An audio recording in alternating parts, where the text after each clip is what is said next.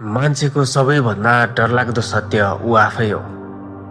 तिमीलाई बाहिरको अँध्यारोले होइन, तिम्रो भित्रको डरले सबैभन्दा धेरै डराइरहेको हुन्छ। साँचो कुरा के हो भने हरेक मान्छेभित्र एउटा यस्तो रूप हुन्छ जुन रूप ऊ दुनियाँलाई देखाउन चाहँदैन। हामी मुस्कुराउँछौँ तर भित्र रिस, ईर्ष्या, डर र असुरक्षा लुकाएर बाँचेका हुन्छौँ। कहिलेकाहीँ हामी अरूको दुःख देखेर चुपचाप खुसी हुन्छौँ, कहिलेकाहीँ सही बाटो थाहा हुँदै पनि गलत बाटो अपनाउँछौँ। यो खराब हुनु होइन, यो मान्छे हुनु पनि हो। तर सबैभन्दा डरलाग्दो कुरा के हो भने धेरै मानिसले आफ्नो यो अँध्यारो भागलाई कहिले पनि स्वीकार्दैन। जब तिमी आफ्नो अँध्यारो पक्षलाई नचिन्ने हुन्छौ, त्यही अँध्यारोले नै तिमीलाई नियन्त्रण गर्न थाल्छ।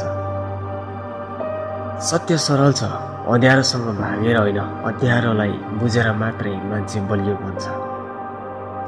सबैभन्दा ठुलो युद्ध बाहिर हुँदैन, तिम्रो दिमागभित्र नै चलिरहेको।